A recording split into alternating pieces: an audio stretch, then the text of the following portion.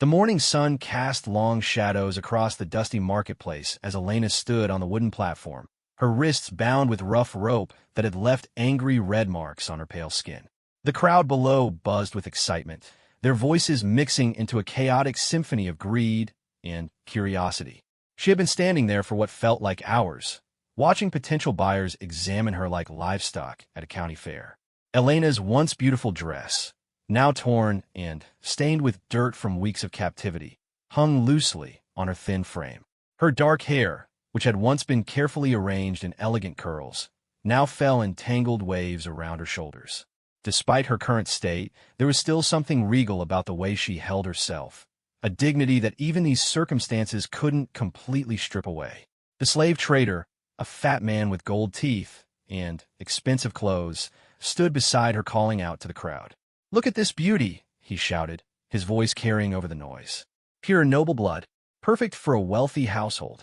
She can read, write, and speak 3 languages." Elena closed her eyes and tried to block out his words. 6 months ago, she had been Lady Elena Blackthorne, daughter of one of the kingdom's most respected lords. She had lived in a grand castle with servants who treated her like royalty. Her biggest worry had been choosing which dress to wear to the next royal ball. Everything changed the night the raiders came. She remembered it clearly. The sound of hoofbeats thundering across the cobblestones, the smell of smoke rising from burning buildings, the screams of her people echoing through the darkness. She had been in her chambers, preparing for bed, when her personal guard Marcus had burst through the door. "My lady, we must go now," he had shouted, grabbing her arm. "The castle is under attack." But they hadn't moved fast enough. As they ran through the corridors toward the escape tunnel, rough hands had seized her from behind. The last thing she saw was Marcus falling to the ground, blood pooling beneath his head, before everything went black. When she woke up, she was in a wagon with a dozen other captured women, all bound and gagged, bouncing along a dirt road that led away from everything she had ever known. The men who had taken her were mercenaries, she learned, hired by slave traders to raid noble houses and capture valuable prisoners. For weeks, they had traveled from town to town, selling their captives to the highest bidders. Elena had watched helplessly as the other women were sold one by one, each disappearing into lives of servitude she couldn't bear to imagine. Now, finally, it was her turn. "Do I hear 50 gold pieces?" the trader called out. Several hands shot up in the crowd. Elena scanned the faces below, seeing the same cold calculation in every pair of eyes. To them, she wasn't a person. She was an investment, something to be bought and used. A wealthy merchant in silk robes raised his hand. 60 gold pieces, he called out. Elena shuddered, knowing that look in his eyes. She had seen it before in men who visited her father's court, men who saw beautiful women as prizes to be collected. 70, shouted another voice from the back of the crowd. As the bidding continued, Elena felt her last shred of hope slipping away. Soon, one of these strangers would own her, and her life as Elena Blackthorne would be truly over. She would become nothing more than property, forced to serve someone who saw her as less than human. The bidding had reached 90 gold pieces when she saw him. At first, she thought her eyes were playing tricks on her. It had been so long since she had seen a familiar face that she almost didn't trust what she was seeing. But as the crowd shifted and she got a clearer view, her heart began to race. Standing near the edge of the marketplace, partially hidden by the shadow of a large building, was a man she recognized. He was taller than she remembered, and his hair was longer now, but there was no mistaking those piercing blue eyes or that strong jawline. It was Garrett Ironwood, the young warrior who had served in her father's guard. Garrett had been different from the other guards. While most of them treated her with the formal respect due to a lord's daughter, Garrett had always seemed to see her as a real person. He would smile when he saw her in the hallways, and sometimes when he thought no one was looking, she would catch him watching her with an expression that made her heart flutter. She had harbored secret feelings for him, though she knew such a relationship could never be. He was a commoner, a soldier, and she was nobility. Their worlds were too different, their social positions too far apart. But that hadn't stopped her from dreaming about what might have been possible in a different world. The last time she had seen him was the night before the attack. He had been assigned to guard duty in the courtyard, and she had watched him from her window, admiring the way he moved with such confidence and grace. She had never gotten the chance to tell him how she felt, and after the attack, she had assumed he was dead along with everyone else she had ever cared about. But here he was alive and apparently free. She could see that he recognized her too. His face had gone pale, and his hand had moved instinctively to the sword at his side. For a moment, their eyes met across the crowded marketplace, and she saw a flash of the same pain she felt reflected in his gaze. 100 gold pieces. The merchant's voice broke through her thoughts, snapping her attention back to the auction. 110, called another bidder. Elena felt panic rising in her chest. The bidding was getting higher, which meant it would end soon. Once someone paid for her, they would take her away, and she might never see Garrett again. This might be her only chance. Without thinking about the consequences, she opened her mouth and shouted as loudly as she could, "Bid on me." The crowd fell silent for a moment, surprised by her outburst. The slave trader scowled and raised his hand as if to strike her, but she didn't care about the potential punishment. She had seen something in Garrett's eyes that gave her hope, something that told her he hadn't forgotten about her either. "Please," she called out again, her voice carrying clearly across the marketplace. "Bid on me. I recognize you." She saw Garrett's expression change from shock to understanding. His hand moved to the pouch at his belt, and she could see him calculating something in his head. She held her breath, praying that he had enough money to compete with the wealthy merchants who wanted to buy her. The slave trader grabbed her arm roughly. "Quiet, girl. You don't get to choose your buyer." But Elena barely felt his grip. All her attention was focused on Garrett, who was now pushing through the crowd toward the platform. She could see the determination in his face, the same look he used to get when he was focused on his sword training. 120 gold pieces, the merchant called out, trying to regain control of the auction. 150. Garrett's voice rang out clear and strong as he reached the front of the crowd. Elena's heart soared. He was bidding for her. After all this time, after everything that had happened, he was trying to save her. She wanted to cry with relief, but she forced herself to stay calm. The auction wasn't over yet. The merchant looked annoyed at this new competition. 160, he countered. 200. Garrett replied without hesitation. A murmur went through the crowd. 200 gold pieces was a substantial sum, more than most people earned in several years. Elena wondered where Garrett had gotten that kind of money, but she didn't care. All that mattered was that he was fighting for her. The merchant hesitated. Elena could see him weighing his desire against his practical nature. 200 gold pieces was already more than he had probably planned to spend, and there was no guarantee the bidding would stop there. 210, he called out, but his voice lacked the confidence it had before. 250. Garrett responded immediately. This time, the merchant shook his head and stepped back into the crowd. He had reached his limit. Elena held her breath as the slave trader looked around for other bidders, but no one else raised their hands. 250 gold pieces was beyond what most people at a common slave auction could afford. 250 going once, the trader called out. Going twice. Elena's eyes were locked on Garrett's face. She could see the tension there, the worry that someone else might outbid him at the last second. But the crowd remained silent. Sold to the warrior for 250 gold pieces. Elena's knees nearly gave out with relief. She was still a slave, still bound, and at someone's mercy, but at least now that someone was Garrett. She trusted him in a way she could never trust a stranger, and for the first time in months, she felt something that might have been hope. As Garrett approached the platform with a heavy purse of coins, Elena studied his face more carefully. He looked older than she remembered, and there were new scars on his hands and arms that spoke of battles fought and dangers faced. His clothes were well-made, but practical, the outfit of a successful mercenary or traveling warrior rather than a poor soldier. Whatever he had been doing since the attack on her father's castle, it had clearly been profitable. She wondered what his story was, how he had survived when so many others had died, and what had brought him to this marketplace at exactly the right moment to save her. The slave trader was already counting the coins Garrett had given him, his greedy eyes lighting up at the sight of so much gold. "Pleasure doing business with you, warrior," he said with a false smile. "She's all yours now. Papers are in order, no returns or exchanges." Garrett nodded curtly and climbed up onto the platform. Elena watched as he approached her, her heart pounding so hard she was sure he could hear it. When he was close enough that only she could hear, he leaned down and whispered, "Lady Elena, I never thought I would see you again." His voice was different than she remembered, deeper, rougher, marked by the experiences he had endured since they last spoke. But there was still something gentle in the way he said her name, something that reminded her of the young guard who used to smile at her in the castle hallways. "I thought you were dead," she whispered back, tears forming in her eyes despite her efforts to stay composed. "I thought the same about you," he replied, his own voice thick with emotion. "When I heard what happened to the castle, to your family," he trailed off, unable to finish the sentence. The slave trader was growing impatient with their quiet conversation. "Move along now," he barked. "You've bought her, now take her away. I have other merchandise to sell today."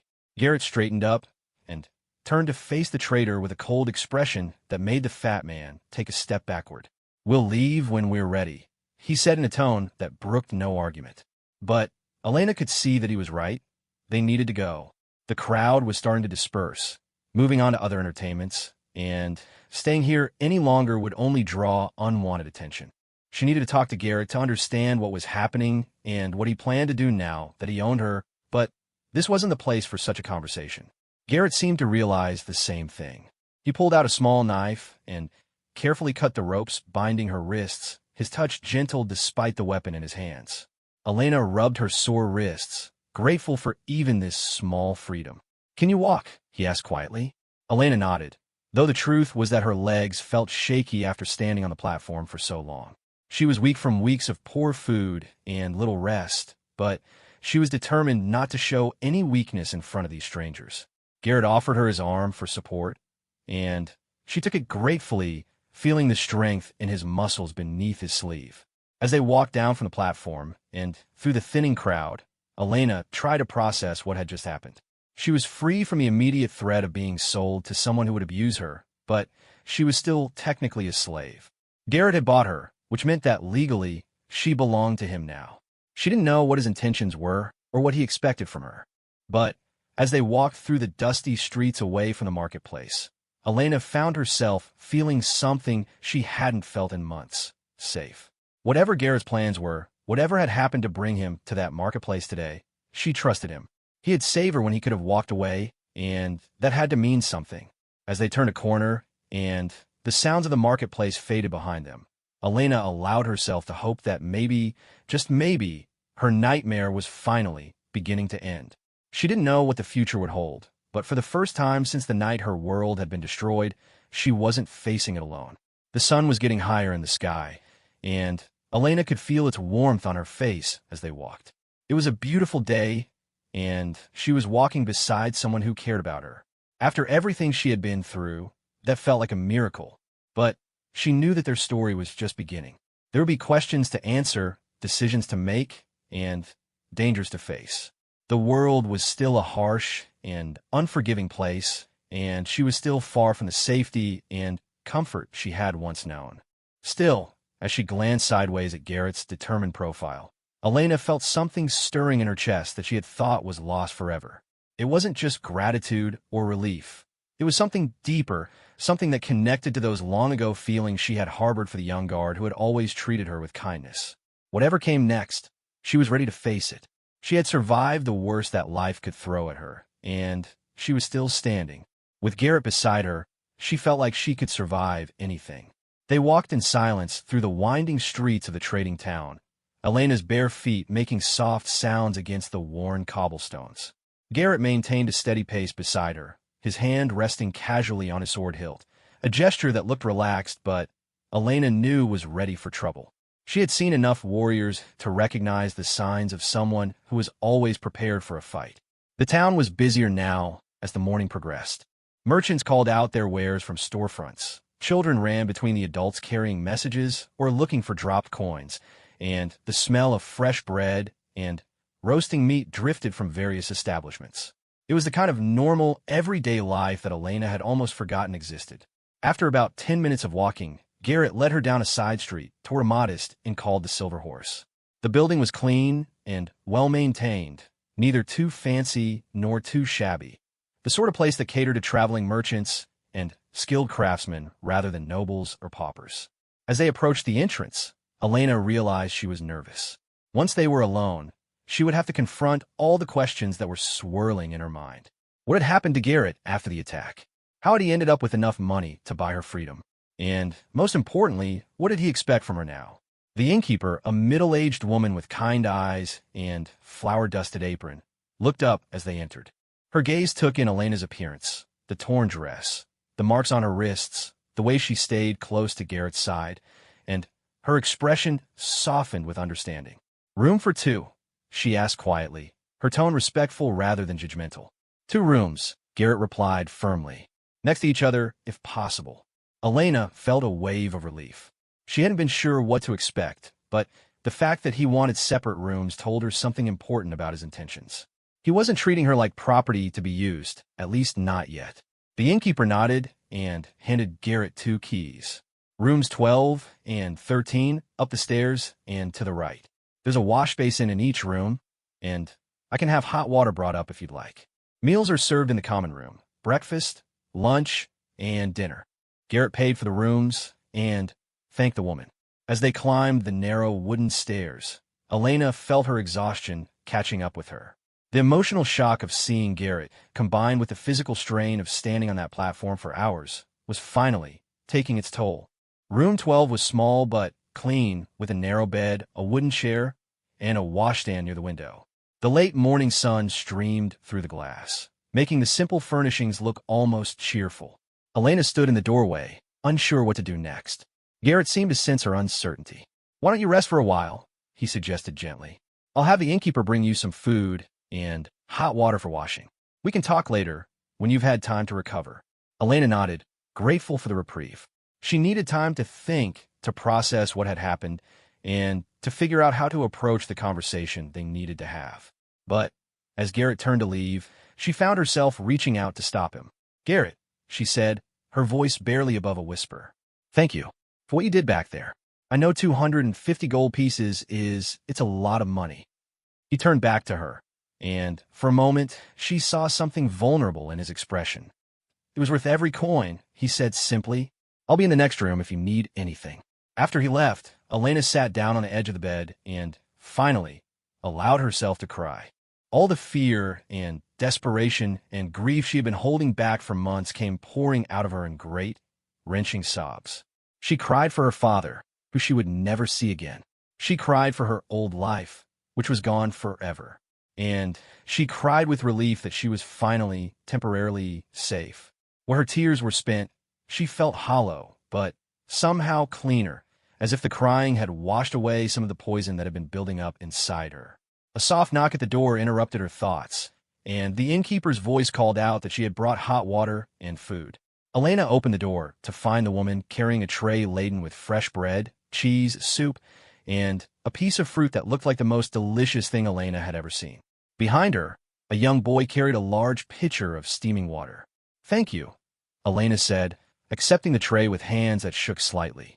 The innkeeper studied her face for a moment, then said quietly, "I've seen others like you, dear. Whatever you've been through, it's over now. That young man who brought you here, he has good eyes. You're safe with him." Elena nodded, not trusting herself to speak without crying again. The woman and boy left, and Elena said about the simple pleasure of eating a real meal and washing the grime from her body. The hot water felt like a miracle against her skin. Elena had gotten used to being dirty during her captivity, but now she scrubbed herself thoroughly, wanting to wash away every trace of the slave markets, and the hands that had grabbed her, and the ropes that had bound her. When she was done, she felt more like herself than she had in months. The food was simple but delicious. Elena ate slowly, savoring each bite and marveling at the taste of bread that wasn't stale and soup that was actually warm. Her stomach had shrunk during her captivity, so she couldn't eat very much, but even this small meal made her feel stronger. As she ate, she found herself thinking about Garrett. The boy she remembered had been 19 years old, just 2 years older than herself. He had been eager and earnest, skilled with a sword, but still learning the more subtle arts of being a professional warrior. The man who had bought her freedom was clearly different, older, more experienced, and apparently wealthy enough to spend a fortune without hesitation. She wondered what he had been doing for the past 6 months. Had he been working as a mercenary? Had he found treasure somewhere? Had he been searching for her? Or was their meeting today just an incredible coincidence? And what did he want from her now? Elena knew that legally she belonged to him. He had every right to expect her to serve him in whatever capacity he chose. The fact that he had gotten separate rooms was encouraging, but it didn't necessarily mean anything. He might simply be giving her time to recover before making his expectations clear. Elena tried to prepare herself for various possibilities. If he wanted her to work as a servant, she could do that. She had learned during her captivity that she was stronger than she had ever imagined. If he wanted something more intimate, well, she would have to deal with that when the time came. At least with Garrett, there was a chance that such an arrangement might involve genuine affection rather than mere ownership. But what she really hoped for, what she hardly dared to think about, was that he might want to help her reclaim her life. She knew that was probably impossible. Her father was dead, her family's lands had been seized, and she had no legal standing in the world anymore. But maybe with Garrett's help, she could at least find some kind of meaningful existence. The afternoon sun was slanting through the window when Elena finally felt ready to face whatever conversation awaited her. She had washed, eaten, and rested, and she had thought through her situation as clearly as she could manage. She was still scared, still uncertain about the future, but she felt more like herself than she had in months. She combed her hair as best she could with her fingers and smoothed down her dress. It was still torn and stained, but it was the only thing she had to wear. She took a deep breath, gathered her courage, and knocked on the door to room 13. "Come in," Garrett's voice called from inside.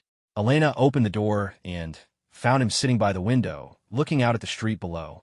He had removed his traveling cloak and sword belt, and in the afternoon light, she could see him more clearly than she had been able to in the marketplace. He was definitely older than she remembered, and there was a hardness to his features that spoke of difficult experiences.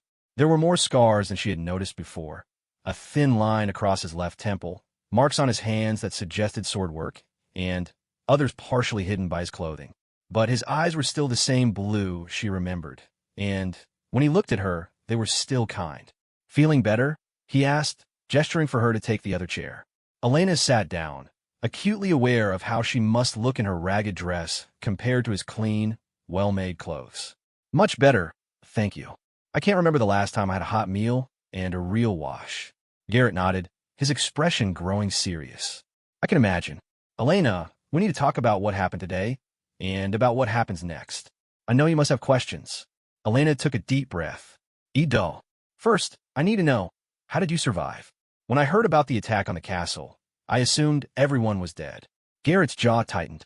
"I was on patrol in the outer courtyard when the attack began. I tried to fight my way to the main building to get to you and your father, but there were too many of them. My captain ordered me to retreat with some of the other guards who were still alive." He paused, staring out the window, as if he could see that terrible night playing out in the distance. "We fought a running battle through the countryside for 3 days. Most of the men didn't make it. By the time I found a place to hide and recover, the castle was burned, and everyone was saying that Lord Blackthorn and his daughter were dead." Elena felt tears pricking her eyes again. "My father, Imsori, Elena. He died defending the Great Hall. By all accounts, he fought bravely to the end." Garrett's voice was gentle but matter-of-fact. He had clearly learned to deliver bad news with compassion, but without false comfort. Elena nodded, wiping away a tear. She had known, of course. It had been months since the attack, and if her father were alive, he would have moved heaven and earth to find her.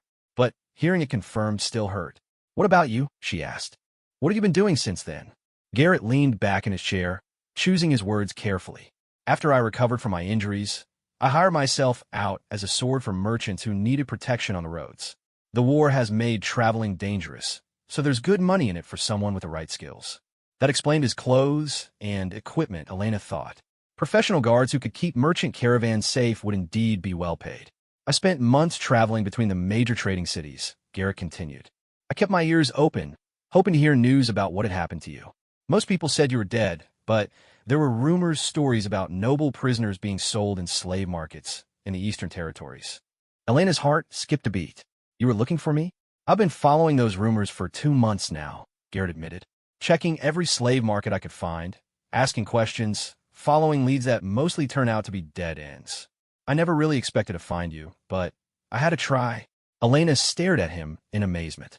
You spent 2 months searching slave markets for me. I couldn't just accept that you were dead, not without proof.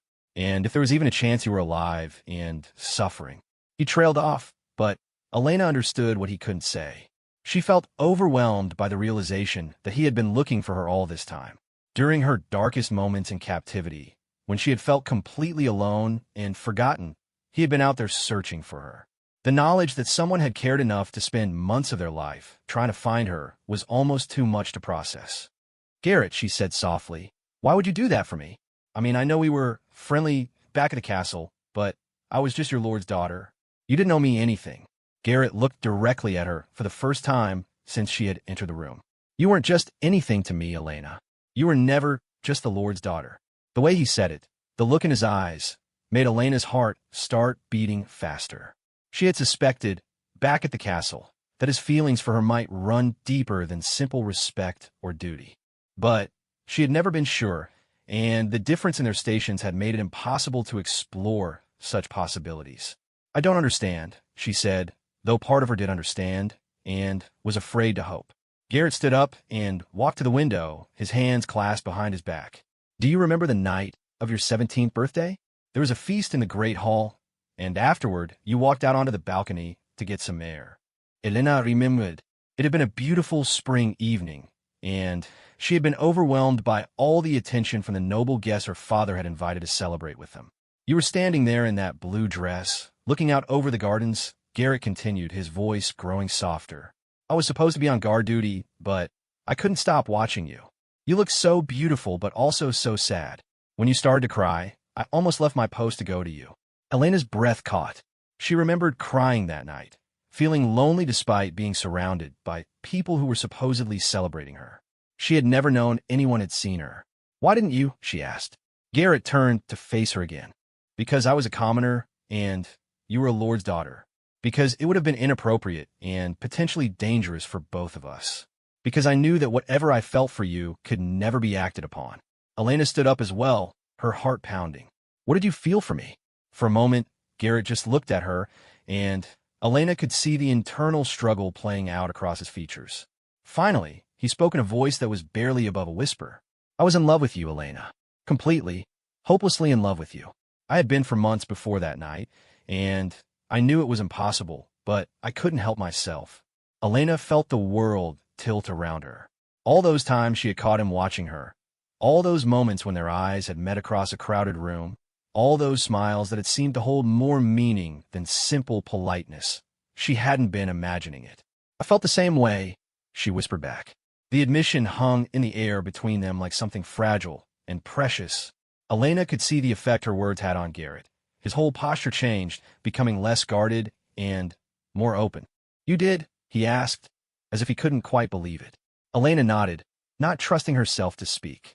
She had spent so many nights lying awake thinking about the handsome young guard who always seemed to understand her in ways that other people didn't. She had imagined what it would be like to talk to him as an equal, to walk with him in the gardens, to have him look at her not as a lord's daughter, but simply as a woman. Then, you understand why I had to look for you, Garrett said, taking a step closer to her. When I thought you might be out there somewhere, suffering, I couldn't rest. I couldn't give up. Even if I found you and you wanted nothing to do with me. Even if you were angry that I had presumed to search for you, I had to try. Elena felt tears running down her cheeks again, but this time they weren't tears of sadness or fear. They were tears of relief and wonder and something that might have been joy. I'm not angry, she said. I am grateful. More than grateful. She struggled to find the right words. Garrett, for months, I felt like I was completely alone in the world. Everyone I had ever cared about was gone, and I was nothing but property to be bought and sold. But you came for me. You found me. I found you, he agreed, and there was something in his voice that made her heart race. They stood there looking at each other across the small room, both of them trembling with the weight of things finally being said that should have been said long ago. Elena felt like she was standing on the edge of a cliff, ready to jump, but terrified of what would happen when she landed. What happens now? She asked. Garrett's expression grew serious again. That depends on what you want. Legally, I own you. I have the papers to prove it. But I didn't buy you to be my slave, Elena. I bought you to set you free. Elena's eyes widened. What do you mean? I mean that you're not my property, no matter what those papers say. You're free to go wherever you want, do whatever you want. I'll give you money to start a new life, help you get to any city or town where you think you might be safe and happy. Elena stared at him in shock. After everything she had been through, after all the people who had treated her like an object to be used, here was someone offering to give her back her freedom with no strings attached. But, she said slowly, what if I don't want to go somewhere else? What if I want to stay with you? The question hung between them, loaded with implications that both of them understood. Elena held her breath, waiting for his answer, knowing that everything depended on what he said next. Garrett's eyes searched her face as if he was trying to read her soul. Elena, you've been through something terrible. You might think you want things now that you wouldn't want if you had time to heal, to think clearly. I don't want to take advantage of that. Elena appreciated his concern, but she also felt a flash of frustration. She had spent months being told what she could and couldn't do, what she should and shouldn't want. She was tired of other people making decisions for her, even when they meant well. I know my own mind, she said firmly. I know I've been through hell, and I know I'm not the same person I was 6 months ago. But I also know that when I saw you in that marketplace today, it was the first time in months that I felt like myself again. The first time I felt hope. She took a step closer to him, closing the distance between them until they were standing just an arm's length apart. I don't want to be alone anymore, Garrett. I don't want to start over in some strange city where no one knows me or cares about me. I want to be with someone who knew me before all this happened, someone who can help me remember who I used to be. Garrett's resolve was clearly wavering. Elena, and more than that, she continued, gathering her courage. I want to be with someone I care about, someone I've always cared about, someone who spent months searching for me because he couldn't bear the thought of leaving me in captivity. She reached out and took his hand, intertwining their fingers. His skin was warm and rough with calluses from sword work, and the simple human contact made her feel more grounded than she had in months. I love you too, Garrett, she said quietly. I think I always have. For a moment, neither of them moved. Elena could see the conflict in Garrett's eyes, his desire warring with his sense of what was proper and right. She understood his hesitation, but she also knew that they had already lost so much time to circumstances beyond their control. She didn't want to lose any more to excessive caution. Finally, Garrett squeezed her hand and brought it up to his lips, pressing a gentle kiss to her knuckles. If you're sure, he said, if this is really what you want. I'm sure, Elena said, and she was, for the first time in months, she was completely, absolutely sure of something. Garrett smiled then, the first real smile she had seen from him since their reunion, and Elena felt something inside her chest unfurl like a flower opening to the sun. Whatever challenges lay ahead of them, whatever dangers they would face in a world that had become harsh and unforgiving, they would face them together. It wasn't the life she had planned when she was a sheltered lord's daughter, but it was real, and it was theirs, and it was worth fighting for. As the afternoon sun slanted through the window of the little inn room, Elena finally allowed herself to believe that her nightmare was truly over and that something beautiful might be beginning to take its place. 3 days later, Elena woke to the sound of rain pattering against the window of her room at the Silver Horse.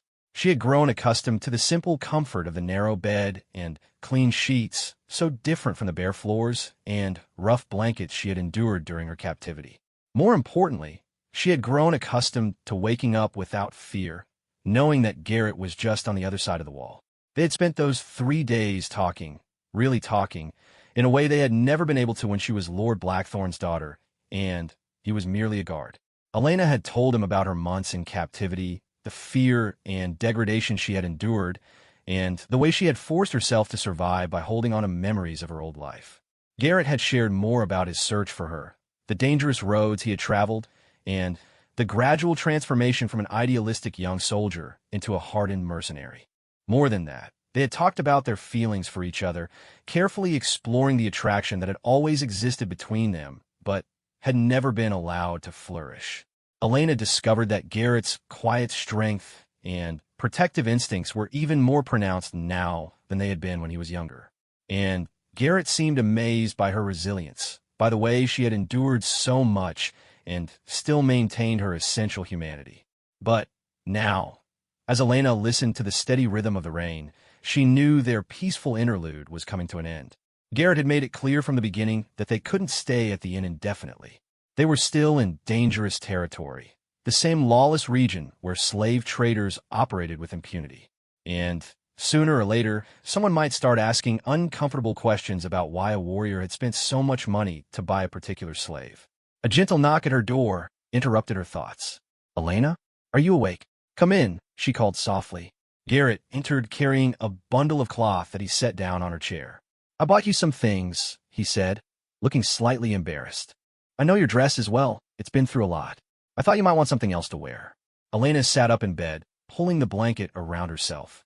She looked at the bundle with curiosity and gratitude. She had been wearing the same torn dress for days, and while the innkeeper had helped her wash and mend it as best they could, it was still clearly the clothing of someone who had been through terrible circumstances. "Thank you," she said. "You've already done so much for me. I don't know how I'll ever repay you." Garrett's expression grew serious. "You don't owe me anything, Elena. I told you that. But we do need to talk about what happens next." Elena nodded, having expected this conversation. "You think we need to leave?" "I know we need to leave. I've been asking around, trying to get information about the roads and the political situation. Things are worse than I thought." Garrett sat down on the edge of the bed, his face grave. "The war between the northern and southern kingdoms is escalating. Both sides are hiring mercenary companies, which means there's a lot of money moving around, but it also means the countryside is even more dangerous than usual." Elena felt a familiar flutter of anxiety in her chest. She had almost gotten used to feeling safe, but the world outside the inn was still hostile and unpredictable. "Where would we go?" she asked. "There's a city called Millhaven about a week's ride to the west," Garrett explained. "It's independent, not controlled by either of the warring kingdoms. The merchants there have their own army to keep the trade routes open, so it's relatively stable. We could find work there, maybe even settle down permanently." Elena considered this. Millhaven was a name she knew vaguely from her father's conversations about trade and politics. It was supposed to be a wealthy place where skilled workers could find good employment and where a person's past mattered less than their abilities. "What kind of work would you do there?" she asked. "Guards are always in demand in a merchant city. I could join one of their companies, or maybe hire myself out to protect specific caravans. The pay would be good, and it would be honest work." Garrett paused, then added, "And you could do whatever you wanted. With your education and languages, you could work as a scribe or translator. Or if you preferred, you could simply be a merchant's wife and run a household." The phrase merchant's wife hung in the air between them, loaded with implications they hadn't yet discussed directly. Elena felt her heart skip a beat at the casual way he had said it, as if he was already thinking of her as his wife. "Is that what you want?" she asked quietly. "For me to be your wife?" Garrett's cheeks reddened slightly, and Elena realized that despite his warrior's confidence, he was still nervous about these intimate conversations. "I want whatever makes you happy," he said carefully. "If you wanted to marry me, I would be honored. But I don't want you to feel pressured into anything because of our current situation." Elena reached out and took his hand, as she had done several times over the past few days. The gesture felt natural now, comfortable in a way that physical contact with another person hadn't felt for months. "Garrett, I need you to understand something," she said. "I'm not the same person I was 6 months ago. The girl who lived in the castle, who worried about which dress to wear to court functions, she's gone. What happened to me changed me in ways that can't be undone." Garrett nodded, his expression serious. "I know that, but the feelings I had for you, those haven't changed. If anything, they've grown stronger. You've seen me at my lowest point, and you still treat me with respect and kindness. You've shown me that not all men are like the ones who—" She trailed off, unable to finish the sentence, but Garrett understood. "I love you," she continued, her voice growing stronger. "I love the man you are now, and I love the boy you were then. If you'll have me, I want to be your wife. Not because I feel obligated, but because I can't imagine wanting to build a life with anyone else." The smile that spread across Garrett's face was like sunrise breaking through storm clouds. He lifted her hand to his lips and kissed it gently, a gesture that was both chaste and deeply intimate. "Then, we'll be married in Millhaven," he said. "We'll find a priest and make it official, and then we'll build whatever kind of life we want." Elena felt a surge of happiness, so intense it almost took her breath away. For months, she had been focused entirely on survival, unable to think beyond the next day or the next meal. Now, suddenly, she was planning a real future with someone she loved. "When do we leave?" she asked. "Tomorrow morning, if the rain stops. I've already bought supplies and arranged for horses. The journey should take about a week if we don't run into any trouble." Elena nodded, feeling excitement and nervousness in equal measure. She was eager to leave this place and start their new life, but she was also apprehensive about traveling through dangerous territory. Her months in captivity had taught her how quickly safety could disappear. "Are you sure it's safe?" she asked. Garrett's expression grew serious again. "Nowhere is completely safe anymore, Elena. But I know the roads, and I know how to avoid the worst dangers. We'll travel light and fast, stay off the main routes where possible, and I'll make sure we're both armed." Elena raised an eyebrow. "Both armed? I'm going to teach you to use a knife," Garrett said firmly. "Not just for cooking, for fighting. You're never going to be helpless again if I can help it." The idea of learning to fight was both thrilling and terrifying. Elena had been raised as a proper lady, taught that physical violence was beneath her station. But her experiences had shown her how dangerous it was to be unable to defend herself. "I'd like that," she said. "I never want to feel that helpless again." Garrett squeezed her hand. "You won't. I promise you that." They spent the rest of the morning making final preparations for their departure. Elena examined the clothes Garrett had bought her.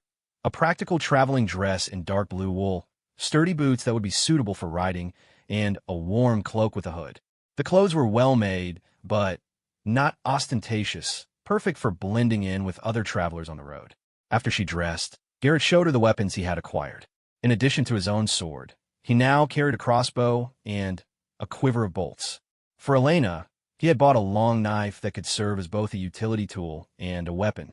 "The key to knife fighting," he explained, showing her how to hold the blade properly, "is not to think of it as a sword. It's close quarters work, quick, precise movements rather than big, sweeping attacks." Elena practiced the basic grips and stances he showed her, surprised by how natural it felt. Her body remembered lessons from childhood about balance and movement, though those lessons had been learned in dancing classes rather than combat training. As the day wore on, other travelers began arriving at the inn, seeking shelter from the persistent rain. Elena and Garrett kept to themselves, but they couldn't help overhearing conversations about the deteriorating situation on the roads. "Bandits hit another caravan just south of here," one merchant was saying to his companion. "Killed the guards, took everything, burned the wagons. They say it was Marcus the Red's gang." Elena saw Garrett's jaw tighten. Marcus the Red was notorious throughout the region, a former army captain who had turned to banditry when his unit was disbanded at the end of the last war. His gang was known for their brutality and their preference for leaving no witnesses. "We'll avoid the southern roads," Garrett murmured to Elena. "It'll add a day to our journey, but it's worth it to stay clear of that area." As evening fell, they shared what might be their last quiet meal together for some time.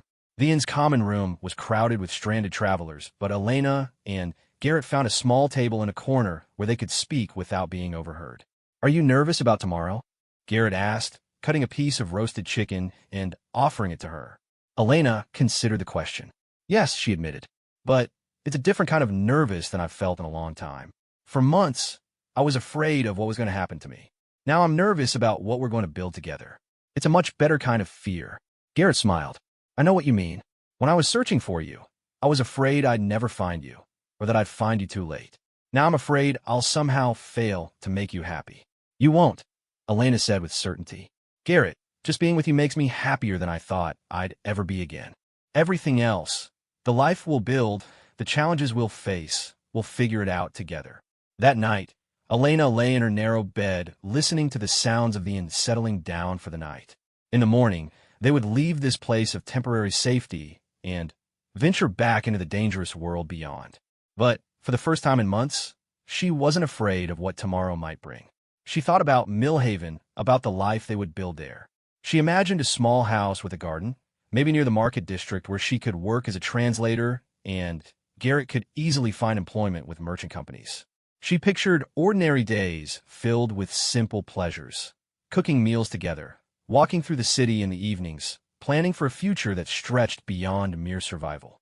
The rain was still falling when Elena finally drifted off to sleep, but In her dreams, she was riding through sunlit countryside with Garrett beside her, both of them heading toward a horizon full of possibility.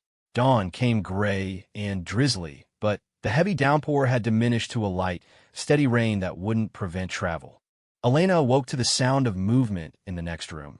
Garrett was already up, making final preparations for their departure.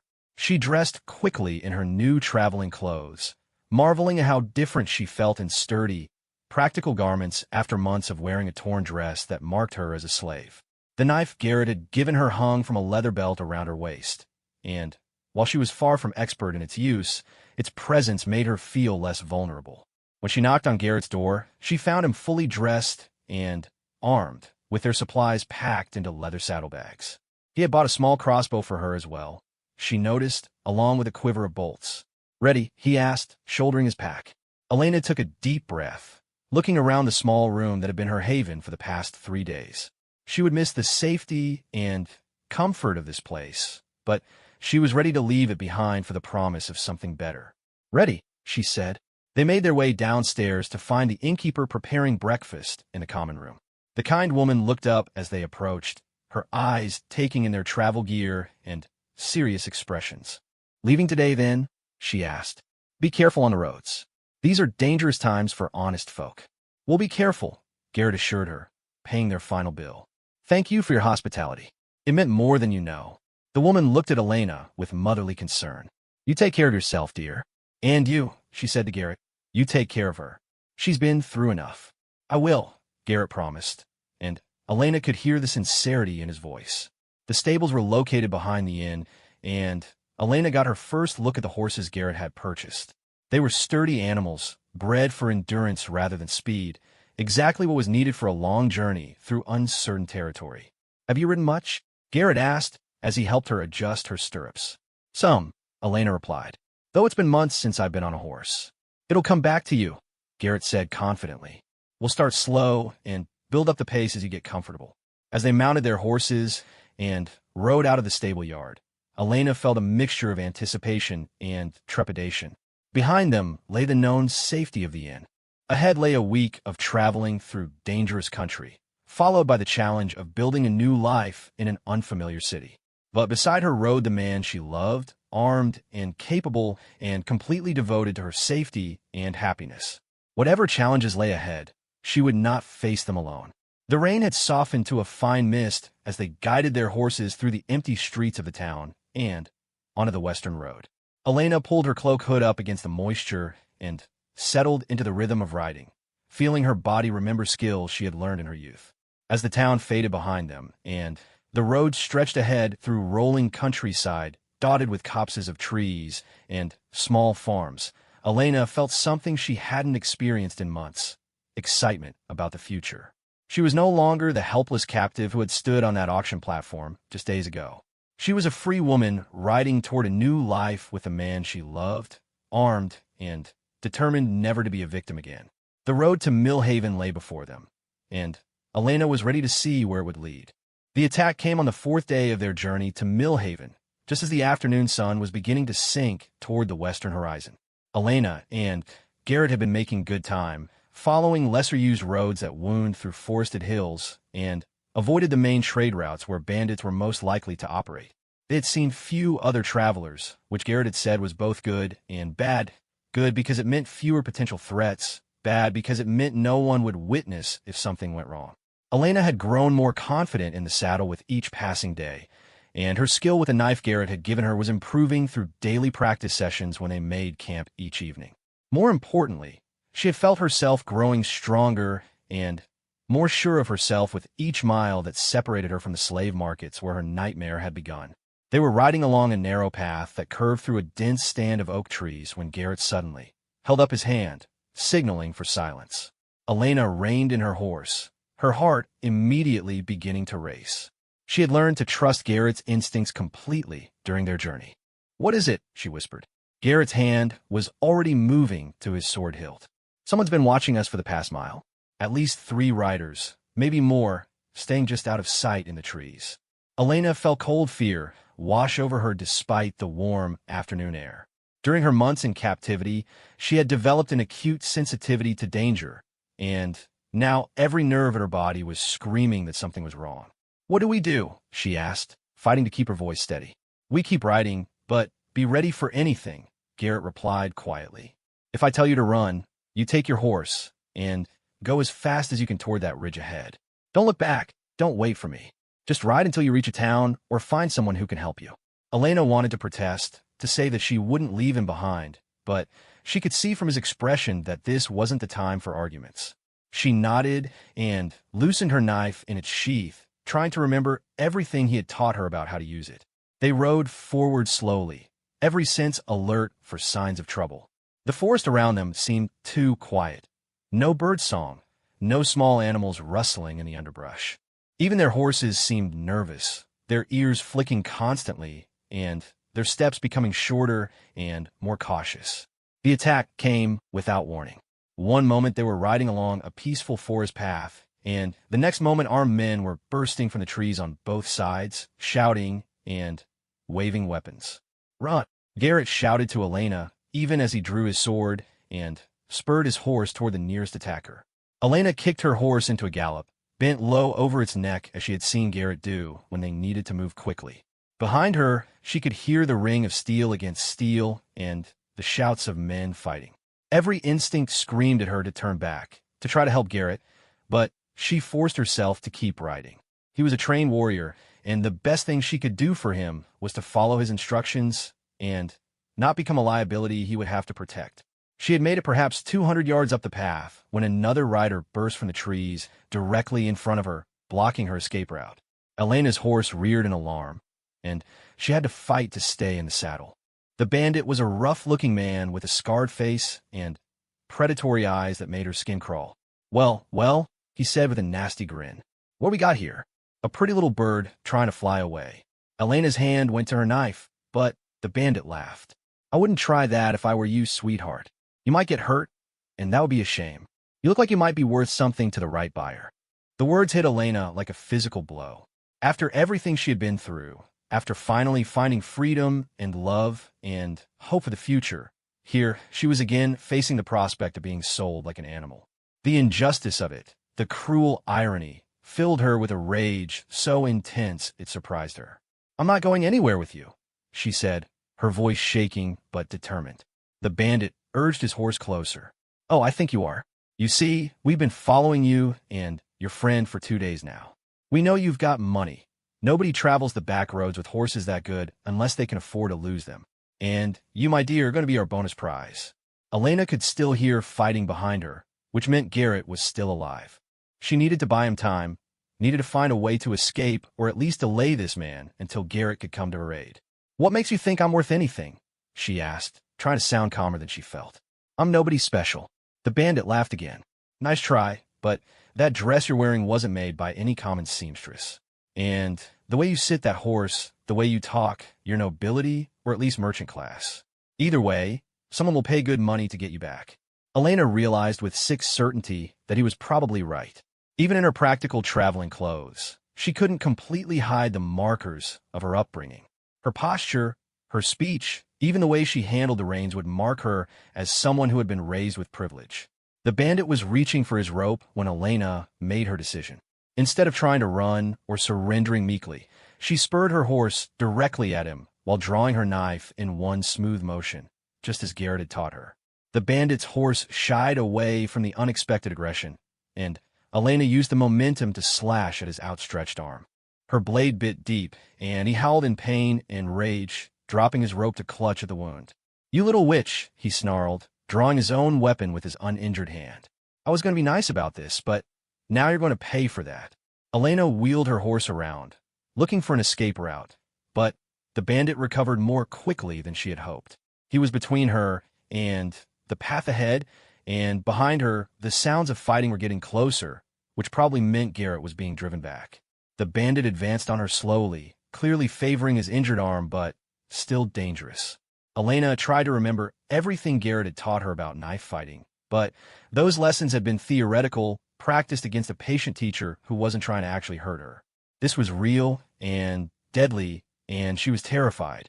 "Come here, you little hellcat," the bandit growled. "I'm going to teach you some manners." Elena backed her horse away, but she was running out of room to maneuver. The path narrowed ahead, with steep slopes on either side that would be difficult for a horse to navigate. She was trapped, and she knew it. Then, she heard the sound of hoofbeats approaching fast from behind. Garrett's voice rang out clear and strong. "Elena, get down." Without hesitation, Elena threw herself from her saddle just as Garrett's horse thundered past her. She hit the ground hard, rolling to avoid being trampled, and looked up to see Garrett bearing down on the bandit with his sword raised. The fight was brief, but vicious. The bandit was skilled, but Garrett was better, and he had the advantage of momentum from his charge. Within moments, it was over, and the bandit was on the ground, no longer a threat to anyone. Garrett dismounted quickly and ran to where Elena was picking herself up from the forest floor. "Are you hurt?" he demanded, his hands running over her arms and shoulders, checking for injuries. "I'm fine," Elena said, though she was shaking from adrenaline and fear. "Just bruised. What about you? Are there more of them?" "3 others," Garrett said grimly. "They won't be bothering anyone anymore. But we need to get out of here. This area isn't safe, and there might be more bandits around." Elena nodded, allowing Garrett to help her back onto her horse. As they gathered the reins and prepared to leave, she caught sight of the dead bandit and felt a complex mixture of emotions. She was grateful to be alive and free, but the reality of violence, of how quickly life could end, was sobering. "Garrett," she said as they guided their horses back onto the path. "When he was talking to me, he said something about selling me. He knew I wasn't a common traveler, just by looking at me." Garrett's jaw tightened. "What do you mean?" "He could tell from my clothes, the way I spoke, how I carried myself. He knew I was nobility, or at least wealthy merchant class. Which means other people will be able to tell too." Elena could see Garrett processing this information, understanding the implications. If she was recognizable as someone from the upper classes, she would always be a target for kidnappers and slave traders. The very education and refinement that made her valuable also made her vulnerable. "We'll deal with it," Garrett said firmly. "Once we get to Millhaven, we can find you different clothes, maybe change your hair, teach you to speak differently if necessary. Whatever it takes to keep you safe." Elena appreciated his determination, but she was beginning to realize that their problems might be more complex than they had anticipated. What if that's not enough? What if there's no way to hide what I am? Garrett was quiet for a long moment as they rode. Finally, he said, "Then, we'll find a place where what you are doesn't matter. Somewhere you can be safe being exactly who you are." Elena felt a surge of love for this man who was willing to completely upend his life to protect her. But she also felt a growing concern that they were naive about the challenges they would face. The world had become a harsh and unforgiving place where the weak were preyed upon by the strong, and where her very identity made her a target. As they rode through the afternoon, putting as much distance as possible between themselves and the scene of the attack, Elena found herself thinking about the future in more practical terms than she had before. It wasn't enough to simply reach Millhaven and hope for the best. They needed to plan carefully, to anticipate problems and have solutions ready. "Garrett," she said after they had been riding in silence for a while, "I've been thinking about what that bandit said, about someone paying to get me back. What if my father's enemies are still looking for me? What if there's a bounty on my head?" Garrett's expression grew troubled. "You think someone might have put a price on finding you?" "It's possible," Elena said. "My father had political enemies, people who might want to use me as a bargaining chip or for revenge. If word got out that Lord Blackthorn's daughter was still alive." She didn't need to finish the sentence. They both understood the implications. If powerful people were actively searching for Elena, then no amount of changing her appearance or hiding in a distant city would keep her safe for long. "Then, we need to be smarter about this," Garrett said. "We need to think like people who are being hunted." Elena felt a chill at his words, but she also felt grateful that he was taking her concerns seriously. Too many people in her past had dismissed her thoughts simply because she was young and female. Garrett treated her as an equal partner in their survival, which made her feel stronger and more capable. They rode until well after sunset, not wanting to make camp anywhere near where they had been attacked. When they finally stopped for the night in a small clearing well off the main path, both of them were exhausted but too alert to sleep easily. As Garrett built a small, smokeless fire and Elena unpacked their food supplies, they talked quietly about their options. The direct route to Millhaven would take them through several towns where they might be recognized or where bounty hunters might be watching. The longer route through the wilderness would be safer from human threats, but would stretch their supplies and expose them to other dangers. There's another option, Garrett said slowly, as if he was reluctant to suggest it. We could go south instead of west. There are ports down there where we could book passage on a ship to the Eastern Kingdoms. Start completely over where no one knows either of our names. Elena considered this possibility. The Eastern Kingdoms were said to be more progressive, places where skill and hard work mattered more than birth or title. But they were also completely foreign to her, places where she would have no knowledge of the language or customs. Would you be willing to do that? She asked. Give up everything familiar and start over in a strange land? Garrett reached across their small fire and took her hand. Elena, I gave up my old life the day I started searching for you. I've already left everything familiar behind. As long as we're together, I don't care where we go. Elena felt tears prick her eyes at his words. In a world where so many people were motivated by greed or fear or simple survival, here was someone who was willing to sacrifice anything for love. But what about you? Garrett continued. Would you be willing to leave everything behind? To become someone completely new? Elena thought about this question as she looked into the flickering flames of their campfire. The girl who had grown up in her father's castle, who had worried about court politics and proper behavior, was already gone. The experiences of the past months had changed her in fundamental ways that couldn't be undone. I think I already have become someone new, she said finally. The question is whether that new person can find a place to belong in this world. They talked late into the night about possibilities and plans, weighing risks and benefits, trying to make decisions with incomplete information about threats they couldn't fully understand. Eventually, exhaustion overcame anxiety, and they settled down to sleep, taking turns keeping watch as Garrett had taught her to do. Elena lay wrapped in her cloak, listening to the sounds of the forest and thinking about choices and consequences. 6 months ago, her biggest decision had been which dress to wear to dinner. Now she was contemplating abandoning her homeland forever, becoming a refugee in a foreign country, all for the chance at a life where she could be free and safe. The strangeness of it didn't escape her, but neither did the rightness of it. Whatever challenges lay ahead, whatever sacrifices they had to make, she was ready to face them. She had survived slavery and captivity and violence. She could survive starting over in a new place with a new identity. As she finally drifted off to sleep, Elena's last conscious thought was a prayer to whatever gods might be listening, that they would have the strength to overcome whatever obstacles lay ahead, and the wisdom to choose the path that would lead them to a future worth fighting for. The next morning would bring new decisions and new dangers, but tonight she was alive and free and lying under the stars with the man she loved. For now, that was enough. 2 weeks later, Elena stood at the bow of a merchant vessel called the Dancing Star, watching the coastline of her homeland fade into the morning mist. The salt air whipped her hair around her face, and she pulled her new cloak tighter against the chill. Beside her, Garrett stood with one hand resting protectively on her back, both of them silent as they watched everything they had ever known disappear behind them.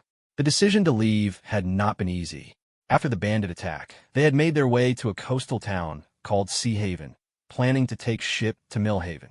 But once there, they had quickly realized that their troubles were far from over. Elena's fears about bounty hunters had proven to be well-founded. On their second day in Sea Haven, Garrett had overheard a conversation in a tavern between two men who were clearly searching for someone matching Elena's description.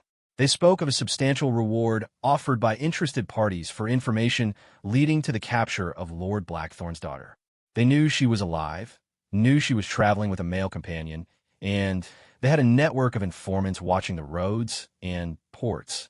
That night, as they huddled in their room at a shabby inn near the docks, Elena and Garrett had faced the reality that staying in their homeland would mean spending the rest of their lives looking over their shoulders. Elena would never truly be safe as long as she remained within reach of her father's enemies. The Eastern Kingdoms, Garrett had said quietly. We talked about it before. It might be our only real option. Elena had nodded, her heart heavy, but her mind clear. How do we get there? Garrett had spent the next day making discreet inquiries among the ship's captains at the harbor. The Dancing Star was bound for Valethorn, the largest port city in the eastern kingdom of Astoria. Captain Hendricks, a weathered man with kind eyes and an honest reputation, had agreed to take them aboard in exchange for their remaining horses and most of their gold. Starting over with nothing but the clothes on our backs, Elena had mused as they finalized the arrangements. Not nothing, Garrett had replied, taking her hand. We have each other, and we have skills that will be valuable anywhere. You can read and write in 4 languages, and I know how to fight and lead men. We'll find a way to build a good life. Now, as Elena watched her homeland disappear, she felt a complex mixture of grief and relief. She was saying goodbye to everything familiar, everyone she had ever known except for Garrett.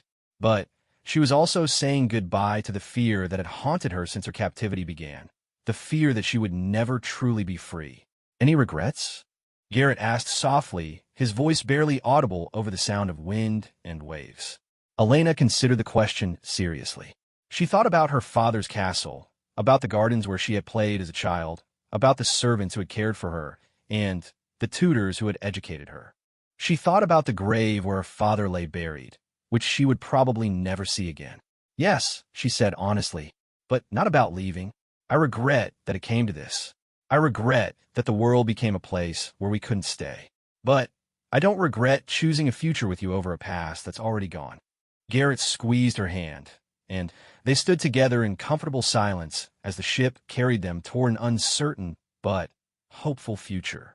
The voyage to Valethorn took 8 days, during which Elena and Garrett learned to adapt to the cramped quarters and simple food of a merchant vessel. Elena discovered that she was a good sailor.